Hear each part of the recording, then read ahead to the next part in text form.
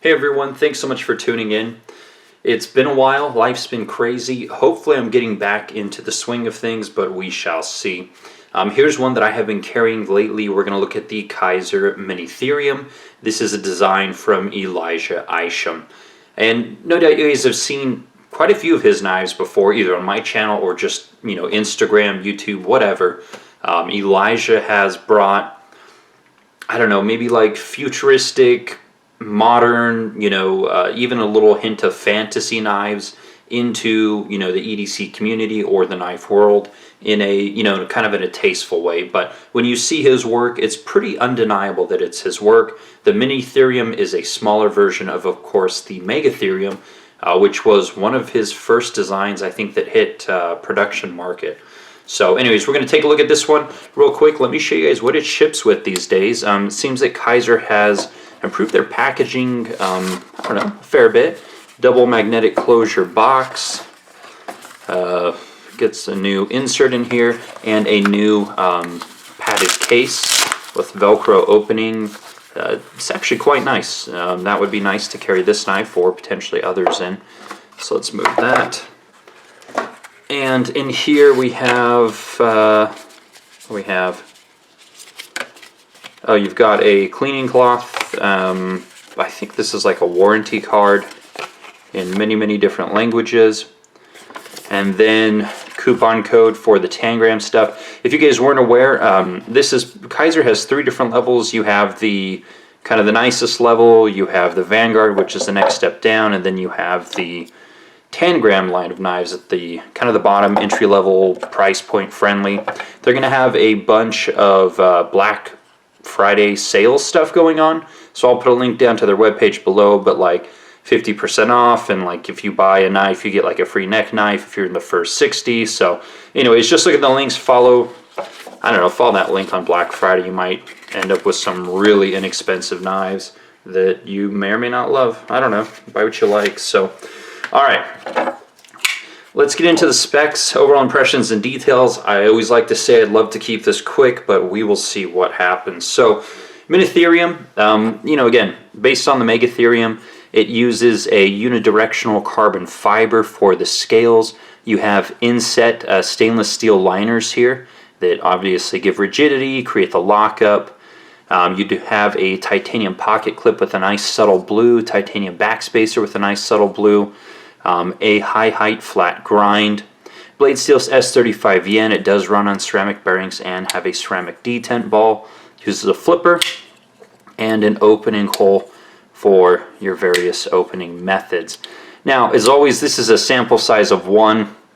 I hope that if you guys buy one, it's as well dialed as this one. This one came to me perfect.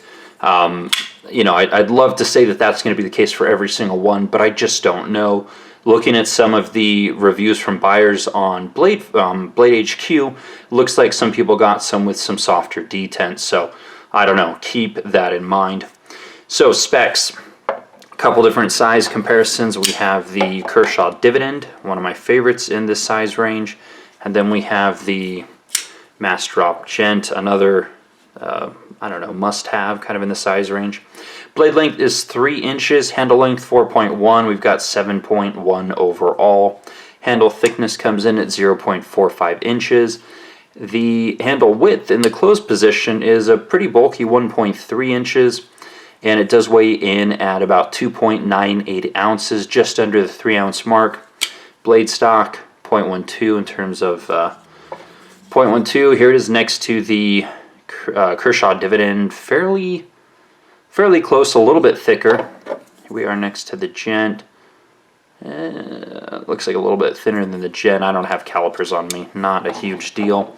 And the price on these as of right now is just under $200 at all the major dealers. So those are pretty much all the specs for the most part.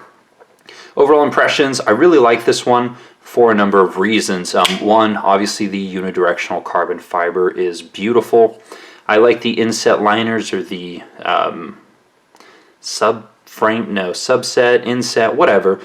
Basically, the frames are just not stacked on top of the carbon fiber. They're milled down in there I don't know. It has obviously a cleaner appearance. I don't know if that provides any extra functional strength or rigidity to the knife, but it's certainly a nice touch. If you guys know, the Paramilitary 2 also uses the inset liners, so more work for sure from a manufacturing standpoint. So it's lightweight, it's small, the action is dialed on mine. It's quite a slicey little thing with this really high flat grind, and it's a very attractive overall design. So those are all the things I like about it. Things that might be an issue are going to be just the ergonomics. Depending on your hand size, this may or may not work out for you. I've got a 4-finger grip on this thing, just barely, and I wear an XL glove. If your hands are bigger than mine or your fingers are fatter than mine, then this knife may or may not work for you. So definitely not the most ergonomic knife I've ever handled. Not bad, but hand size may play a huge factor in how comfortable this is. If you have smaller hands than me, then perhaps this will feel amazing in hand. Again, kind of hard to say. So let's look at it a little more closely, but this is certainly one of the most carryable of Elijah's designs from Kizer, maybe. And they may have some other new stuff now. He's got so many things in the pipeline, it's really hard to keep track of it all, but it's certainly more carryable than its larger brother, the Minitherium. A couple things on the blade. The opening hole with kind of the, little, what is that? That's not even a 45. The way that it kind of comes to a little angle here lets my middle finger catch it pretty well, and also lets my thumb kind of find a landing spot right at that point. And that also works really well. So the opening hole is very functional, and flipping action is still good. So they got, basically the action is dialed in a way to where you can open this with any method, no problems. I've actually carried this one in slacks quite a bit, and I just drop it to the bottom of my pocket. I don't have it clipped on to the side, and the size and the weight and the thinness all work very well to make this comfortable just at the bottom of a pair of slacks. So there's nothing poking out. You can't get anywhere near that tip. On the back of the knife either, I can't get close enough to the exposed edge to do anything. So been pretty happy. And then the detent, you're not shaking this out, and it has not opened riding at the bottom of a pair of slacks. So again, all good things. As I mentioned, ergonomics may just be the point of contention for some of you. I can't really, the easiest way is to get it in hand and to try it. So I don't know. That's going to be quite a difficult one to explain to you guys. So yeah, unidirectional carbon fiber. It is actually milled in quite a few different places. There's a lot of milling going on that perhaps the carbon fiber is masking to a degree. Beautiful shimmer to it, kind of a nice iridescence there. So quite attractive. The fit and finish of the back spacer is perfectly in line with the handle frames. Pocket clip works really well. One thing that is kind of interesting though is that they've obviously done a lot more milling here on the tip to get it in, but on the other side you kind of run up against a flat area, so sometimes you have to angle this one to get kind of the tip in first and rock it forward when you're putting it into a thicker pair of pants like jeans. So, but once it's in the jeans, it works real well, but sometimes you may have to pull up a little bit or angle it a little bit different to get into the jeans. So that is that. Let's see here. So the action is quite nice, especially for such a thinner, smaller blade here. Works very, very well. Fit and finish overall is very good on this particular example. I hope anyone that you buy or check out is the same. Pocket clip so-so, but overall a really nice piece. And another thing that I do quite like is that they have gone away from the, which pivot was it? The kind of turbine milling one. I don't have the example in front of me. They did a pretty nice one here on the Vanguard, the mini sheepdog. And then the Tangram, yeah, pretty basic. But I'm glad they're stepping away from that that turbine style milling on the pivots, on the pivot screws. It doesn't work with every design. It certainly would not have worked with this one.